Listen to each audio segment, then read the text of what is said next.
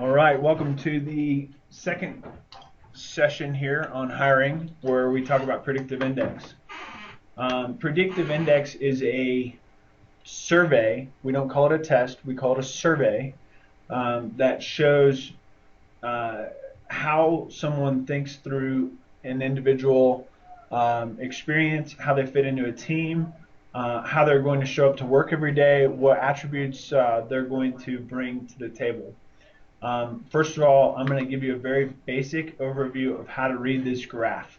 Okay, the A on the graph, there's three graphs. Let's go through this: self-concept, and synthesis. Okay, these three graphs are three different ways to look at this. Okay, A is for authority. B is for extrovertedness or people. C is for patience, pace. D is for process or formality. M is for your median line, where the middle of your graph is. E is decision making, objective or subjective decision making. Okay? You have three graphs: self-concept, and synthesis. Self is your true self, who shows up every day. Who you are in your inner being, right? Who you are in a white box where no one's looking at you. Who you are if you were invisible and didn't matter. Your self-concept is how others view you, how others think you should act, or how you're trying to act to please others. Synthesis is the blend of the two in who actually shows up to work every day. It's a little bit of who you are in your inner self and a little bit of who others want you to be. That's who you are in and out every day. So, how do we get this graph? Okay, first of all, only Candy, myself, a couple other people have access to it. Okay, I'm the only analyst we have in the company today. So what we do is we go into our porthole system on this, and we go PI, and we email a remote survey, and we put in someone's email address, first name, last name, and we hit submit. And what this person could be part-time with us, full-time with us, who haven't done in this, or whatever. But this is how we issue the survey. Another way we issue the survey is we can actually just bring up a checklist on the computer. We put in today's date, first name, last name, and we hit submit. And next it comes up with two questions. One is, I think, how others view you. Two is how you view yourself. And there's a list of attributes, and you just check them. Everyone who's reading or who's listening to this should have already done this. Do not explain the survey to people too much before you give it to them. All you say to them is, okay, I want you to survey, get someplace quiet, 5-10 minutes at most, and do it. Check as many as you want. Don't tell them at all what we're looking for or how it works. That's the best way to do the survey. They sit down in a quiet place where they're focused on it. They do this survey, and it comes out with a graph. Then we can put on this report feature where we can create a report based off of it. And these reports have all these words for the non-analyst who can actually read all of this. We can actually report on exactly what words they clicked. Okay? And this predictive index profile here that you're looking at is for me. So let's dive into it. Okay? I am pretty the same on all three fronts. This is who I am, this is how others want me to be, and this is who shows up to work every day. They're very similar. This is the case sometimes, and other times it's not. Okay? Then the next thing I start to read is from this side, the highest side of the graph, down, what's my highest attribute? And I'm going to look at the synthesis, the highest attribute for who shows up to work every day. I am, my leading driver is people. I love people. I really enjoy it when other people are happy. I love interacting with people. I love teaching people. I love being part of a team. I genuinely care about the person. It doesn't matter who the person is. I genuinely care about them. Now I'll look at my lowest attribute. My lowest attribute being the lowest point on the graph. I will look at the synthesis graph only. My lowest point of my graph is the C, which is patience. I have none. Get it done and get it done now. We hire inherently very low patient people in our operation. Why? Because we have a lot of moving parts and we can't wait on someone. We need to get it done. Patience is a virtue, right? Not in business. Why can I sit there and smile through it and act like I'm low patience? Because I have people skills. I have my high B. People think I'm patient because I can smile and say, yeah, okay. Really, I'm like, hurry up and get it done. My next attribute from the high side is the A, authority. Okay? If someone has a very high A, that means that they respect the job title without knowing the person. This is the president of. They understand when the officer pulls them over, they're in charge. They're the authority figure. They like knowing the chains of command and where they stack in them. Yeah, they want to have the authority, but they won't take it unless it's given to them. Unless they have a very high A, and then they will take it. Right? My authority is not low, it's in the middle. I will take authority when I need to, but I don't necessarily have to be the one in charge. Because I have a high B and a lower A, I actually influence people into thinking that it's their idea. Or I'll influence the decision of the group based on my people interactions. Even if I know where I go, a lot of people around here call it steering. I steer the conversation into what my objective is. I influence my way to a decision. I lead by collaboration. My D is pretty middle. Okay, I understand the need for process, but I don't like repetitiveness. A high D person would actually like the repetitive nature. A high D person will actually look for when they get a form, if question 7 doesn't make sense, they're still going to answer it every time, or they'll skip it every time. But they will never think to take question 7 off the form. Someone who's in the middle like this will go, yeah, the form is important. Yes, question 7 is important. Or question 7 is not needed. Can we take it out? Right? That's what a midline D will do. A low D will actually say, what form? I don't need a form. Oh, you want me to do a form? Fine, I guess I'll do a form. Form is stupid. They don't even care about question 7. They just don't even like the form. The wider my graph is, the more extremes my behaviors are. The narrower my graph is, the less extreme my behavior is. If my E is to the right, I'm an objective thinker. If my E is to the left, I'm a subjective thinker. I'm an emotional decision maker.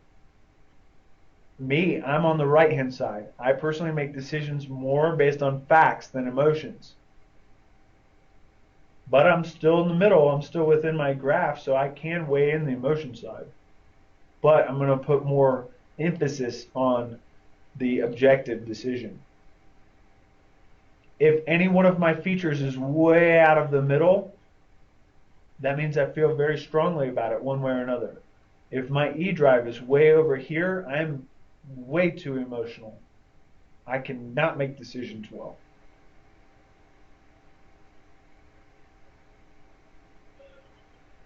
If my A and my D are exactly on top of each other, that means I'm deadlocked in decisions. I cannot make decisions. If I have an A and a D exactly on top of each other, and my um, B is very low, I'm sorry, my C is very low, my patience is very low, it will actually give me an ulcer that I can't make a decision. But if my A and my D are exactly aligned and my C is very high, well, I can't make a decision, but that's okay. I'm patient. I'll sit here all day thinking about it.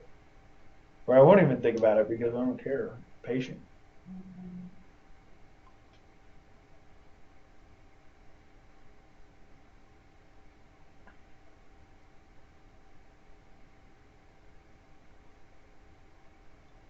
This is a lot of information on predictive index and how you read these.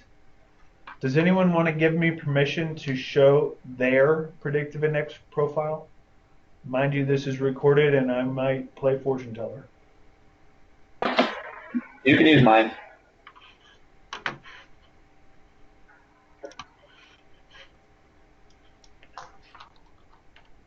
I have all of yours, okay? Everybody on the call at least. I'm going to pull up Josh's, okay? Josh is an interesting animal for me. That's right, I called you an animal.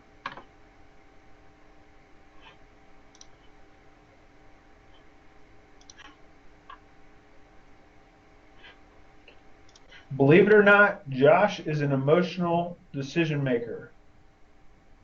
See this? Okay? Josh's three graphs do not look anything alike. This one is extremely different than this one. And this one is a blend of both of them that really looks totally different. This is a good person to talk about. Most people are not this tight in their attributes, and most people don't flip-flop this much. There's a lot of reasons why, right? If there's a death in the family that shows up because your graphs are drastically different. If, these are very situational surveys, okay? And the more you know about the survey, the less you can take it. Josh, his leading factor, I don't know which one to go for, his true self or his synthesis.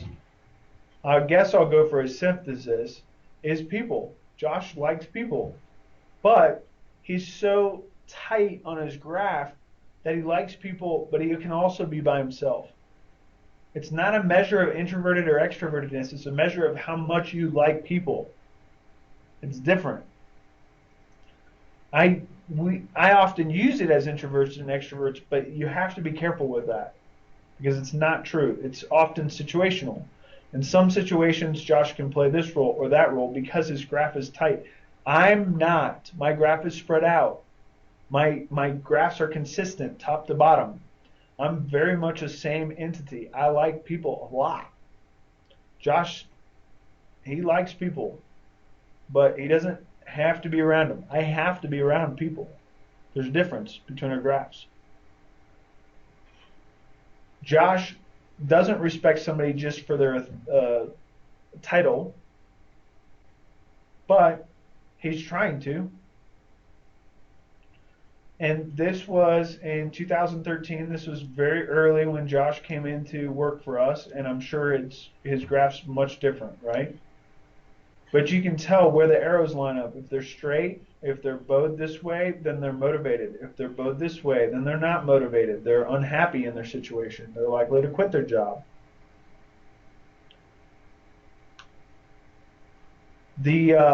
The thing about Josh is that he's actually pretty altruistic. He can do about anything. You can put him in almost any situation and he'll be okay at it. Josh is trying to find where he's going to be great at something. If you have this profile and it's much bigger and it's consistent all the way through, it would be a red flag. This is not a red flag because Josh's graphs are not consistent all the way through and his graph's not spread out. It's very narrow. if he had this profile and it was here, here, here, and here, a big backward C, it'd be a problem because he would not respect authority. He would be all about people. He would have no problems getting nothing done because he's high patience, and he does not care about process or formality or reports or anything whatsoever. What is this person going to do? They're going to sit around and badmouth you. They're a mutterer. Get them out of our company. Do not hire them. But they get hired all the time. Why? Because they're very personable and they can sit here all day and talk to you in the interview. But when push comes to shove, they do not follow process. They do not show up on time. They cannot handle repetitiveness. They will not fill out that report correctly. They will not give a crap that you're in charge of them. They will not care about the client. They do not work out very well for us. Again, I'm not talking about Josh. I'm giving a profile of a different graph.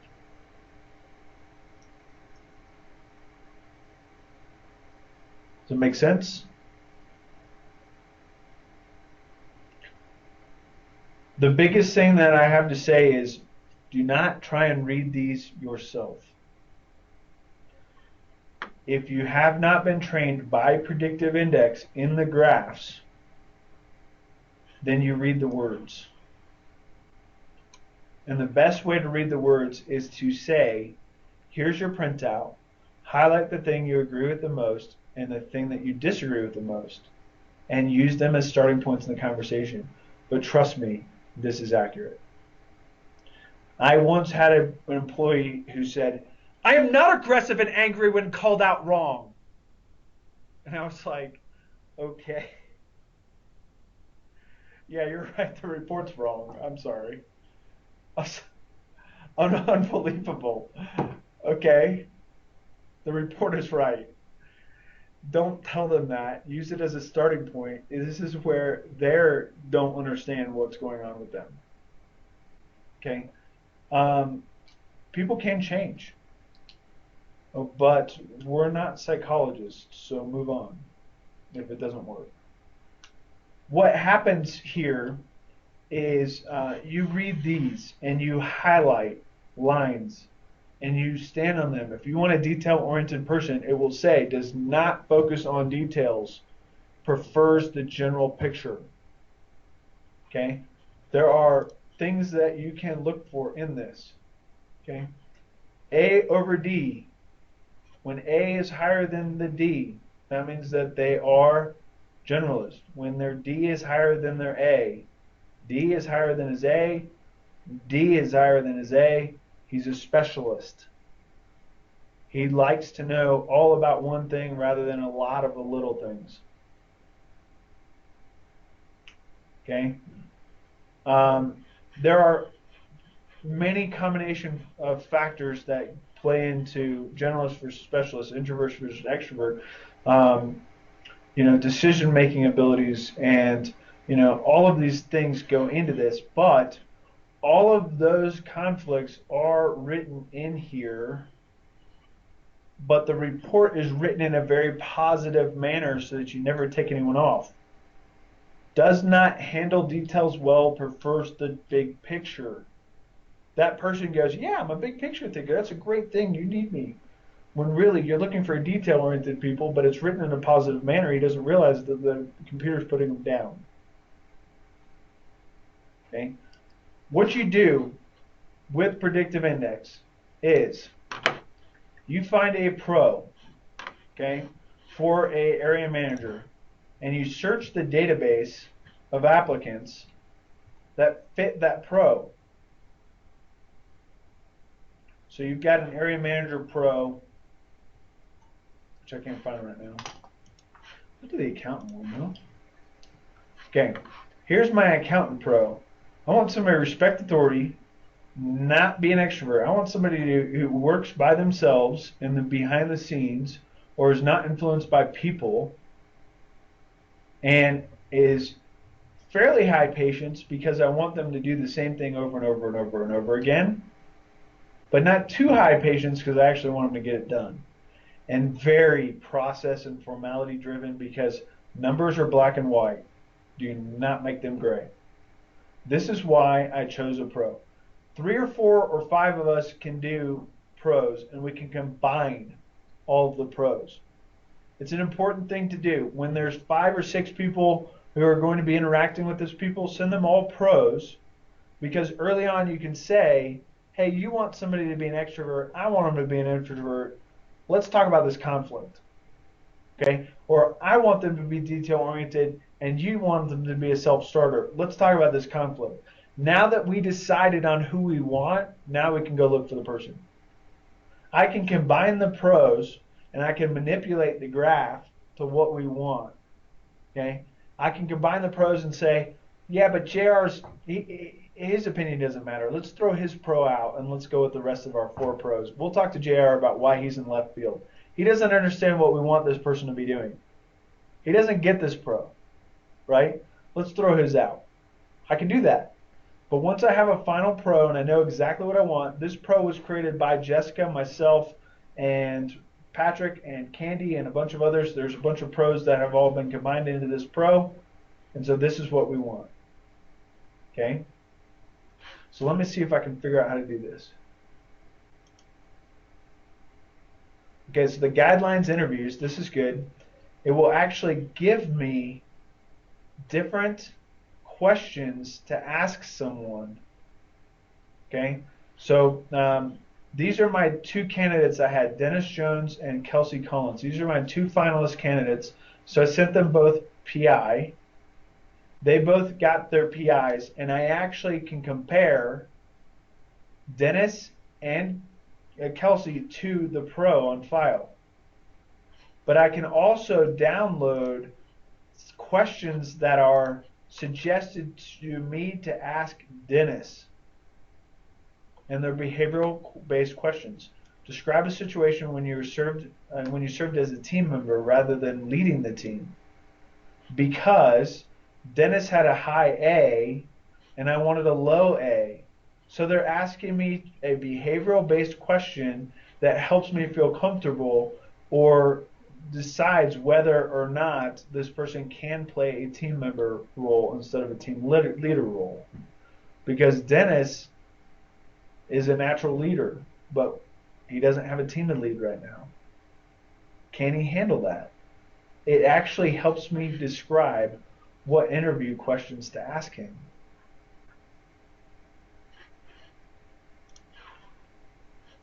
Now, what did I just do?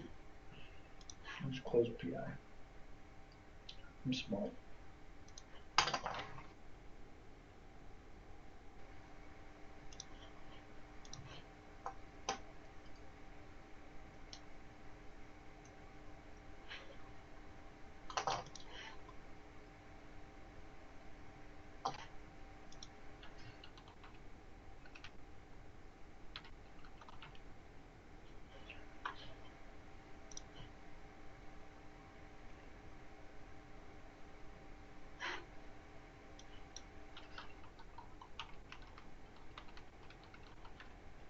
All right, I'm going to open a different pro for a second. Okay, this is my pro, and I'm going to add my pro to my workspace so I can work on it. When I'm in my pro, I want to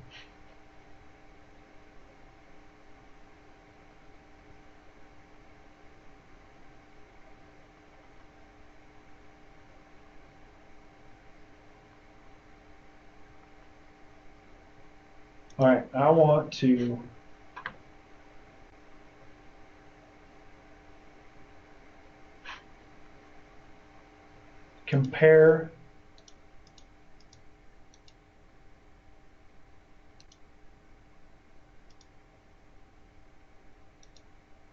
so this is okay, so I'm looking through different pros, okay, and this is Brent Slaughter's idea of a fixed contract manager, okay, this is Ron Delp's idea of a fixed contract manager, this is Ryan Witt's idea of a fixed contract manager. This is my idea of a fixed contract manager. And this is James Parsons' idea of a fixed contract manager, which is pretty much the same as Brent Slaughter's. And this is Candy Schmidt's. Okay, we got some talking to do because these all look different. And so we as a hiring pool we're not on board with who we want. And so what we did last time we met is we talked through a bunch of what we want. Okay, this is for the fixed contract manager job. All right, now let's go back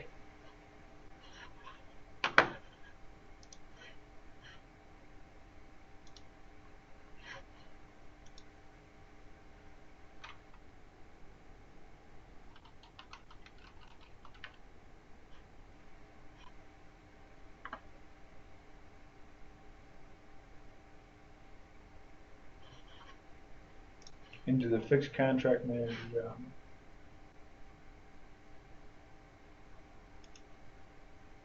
And I'm going to open up this PI. I'm going to look at it a little closer here. And I'm going to go into this additional functions here, and I'm going to write find matching PI. I'm going to look through all the database of all the PIs we've ever done and find the best PIs, the closest match my pro. And it's Patrick Herbert, Craig Smith, and Brad Stamp. These are the people who best match my pro. These are the people who should be fixed contract managers according to the computer. I agree, Brad Stamp would be an excellent contract manager. Of course I'd choose Patrick Herbert. You guys don't know Craig, but that makes sense. Okay? I can go through this with any pro that we have and compare it to the entire database.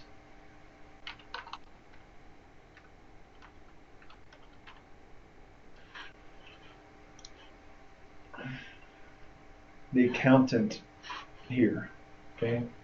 I'm going to open them up, the pro, and I'm going to search the database to find the matching PI. And the closest database, look at this, I've got a lot of really good accountant people. Okay? Dave Blair would be a good accountant. Okay? Dave Blair, I disagree with because this is very low. He didn't answer enough questions to really consider. Okay, here's another accountant. All right, let's do this. Ray Mexican. Renee is not going to be an accountant, right? Why did PI think that Renee could be a good accountant? Because he has similar attributes to what we're asking for, okay? Why is Renee not a good accountant? Because he doesn't know anything about accounting. PI does not do anything about intelligence or skill. Renee is not an accountant. That's not the point. That's where our interviews come in. But the question is, can Ray be capable of being an accountant? Yes. Can Renee,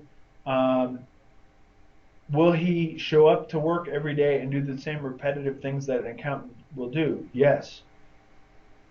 PI is not the end-all solution. It's part of the tools that we use. But you also have to look at his resume and his skills to find out what he actually knows about.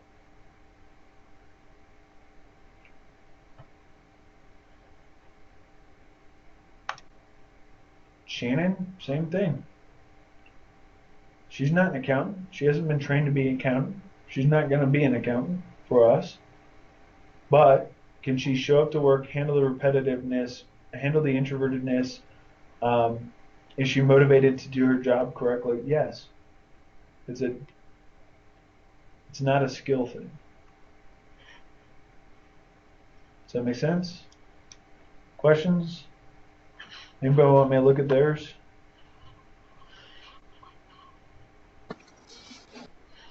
So I have a question.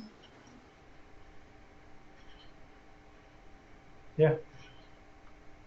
What happens when, like, for example, my PI doesn't match the pro that is for my position. What happens when they're just so different that it doesn't even compute? Like, does that make sense? Yeah. May I pull up your PI? Yeah, go ahead.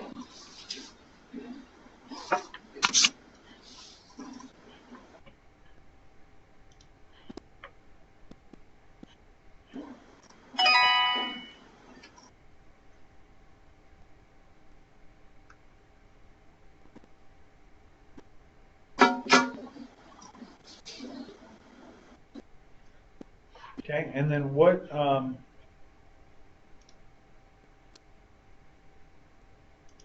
is the pro that you have?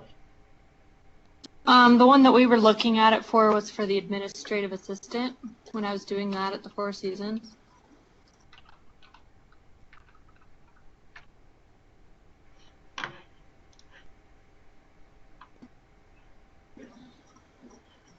Okay.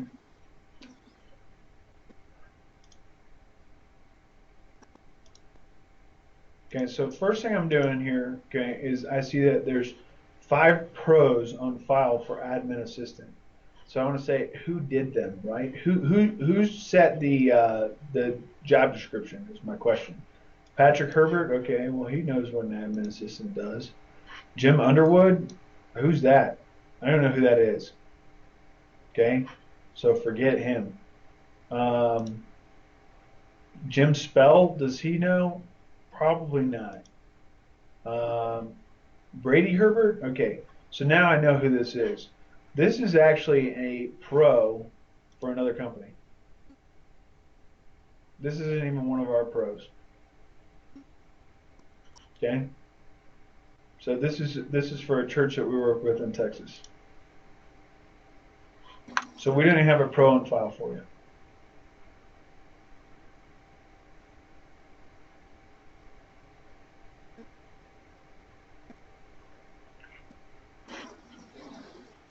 Make sense? Yeah. All right, now, we don't have, I would also argue that you're no longer in an admin assistance role, you're now doing logistics, which is different. So the thing that I would do is I would say, okay, well, let's send out a pro and let's email a pro out. And who should get it? What's the position? Logistics? Or is it area admin? What do you think the job title is, Kayla? Uh, Logistics supervisor is the current title.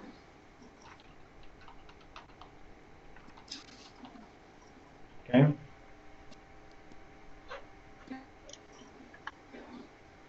So first thing I have to do is see if we have anything out there. We don't, so I click next, okay?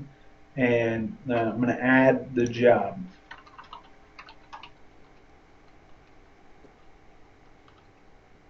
Okay, and then I'm going to email it to myself.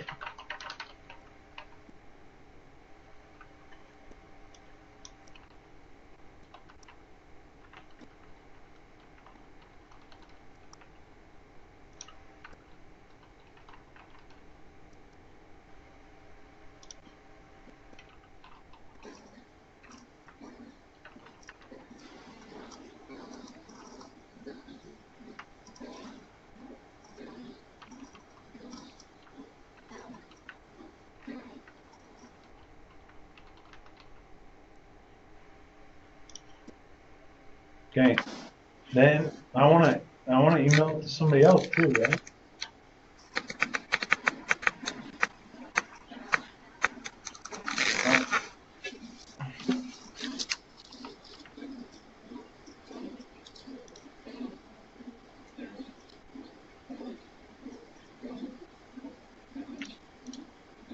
I want to get a couple of people's opinions. So who's going to do this one?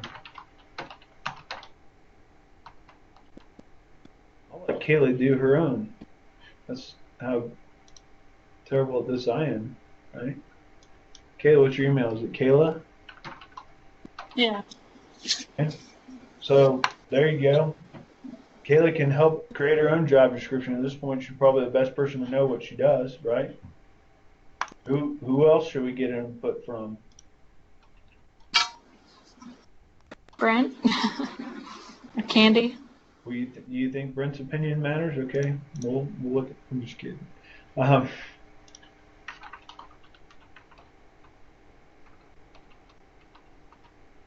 so it probably means that there isn't a position description on file for you, which means that when it comes to grading you on your performance, what are we grading you about? We haven't told you what we want you to do, right?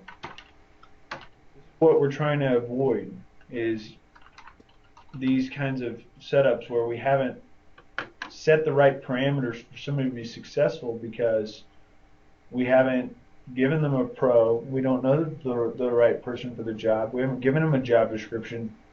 We haven't set their goals and standards because everything we do, all of the evaluations, everything we do stems from having the pro, identifying that the right person is in the right job.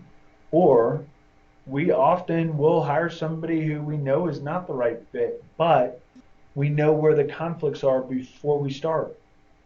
I hired somebody recently that I don't think is the right fit for the job we hired him into, and I walked in the room and said, "Hey, listen, we can hire you anyways, but this is where your failures are going to be. Understand where that's going to go wrong from the beginning and have those coping mechanisms in place." Who else do we want to get their input on what a logistics coordination position should be doing? JR, do you want to have some insight on what Kayla's job should be? Because she helps support you too, right?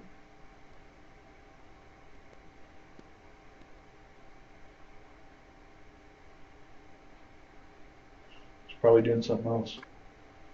What's JR's email? Let's send it to him. JR.concrete at Four Seasons would probably be the best. He didn't check his Lone Star email? I think, yeah, he does, but I'm not. I usually use the Four Seasons one to get a hold of him. I don't want to send this to Four Seasons.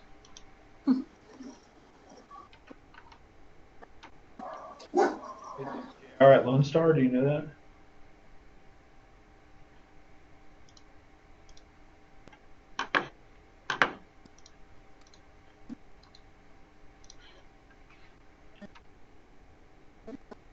Not. Okay.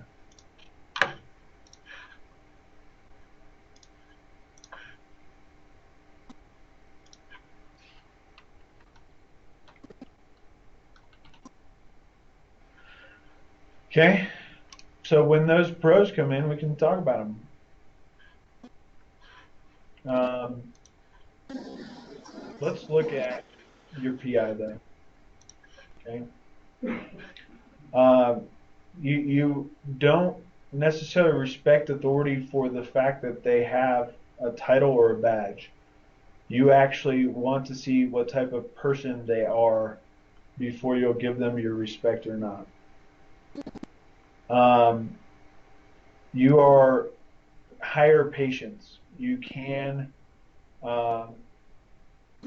you can be more flexible and are okay with understanding that things might take a little longer, which also means that you're likely to stay in your job longer than somebody who's low patience.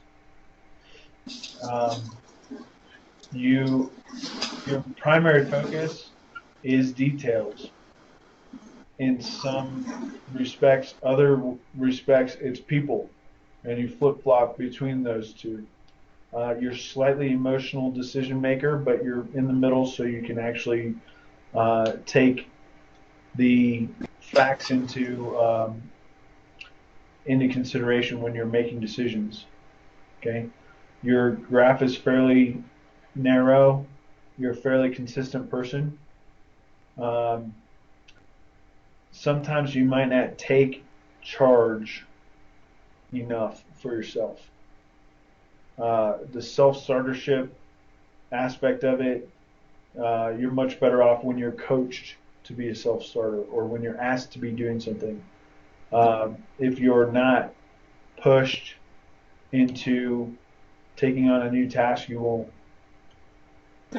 or you'll understand where they are, but you'll wait way too long to speak up and say that you need to do something.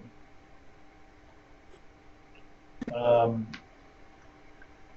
you know, for where we are in development of this position and how the position works, having someone with some high patience is a good thing, because we don't even have a position description for you. It's not even out there. Um,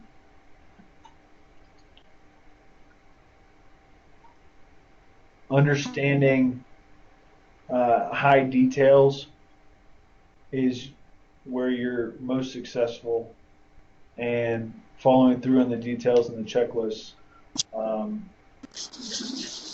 is where you shine, and that's a good thing for logistics. Does that make sense? Yeah, that's good, I guess. Yeah. And Kayla, you're one of those folks. This might not be the right long-term job for you within our company, right? But for right now, where we're at, it's not half bad. Don't be upset if the pros come in totally different. That's okay, because maybe the pro is based on what we want the position to be, not what it is today. And those are different.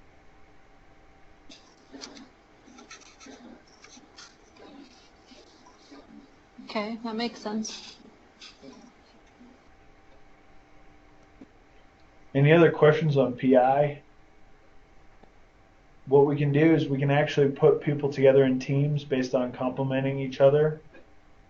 We can identify who the leader, who the controller, who the comms person would be, and we can build alpha teams off of this stuff too, right?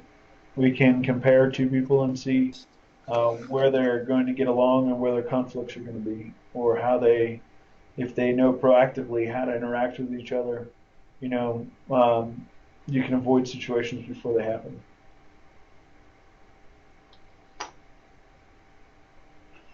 Any questions on the introduction to predictive index?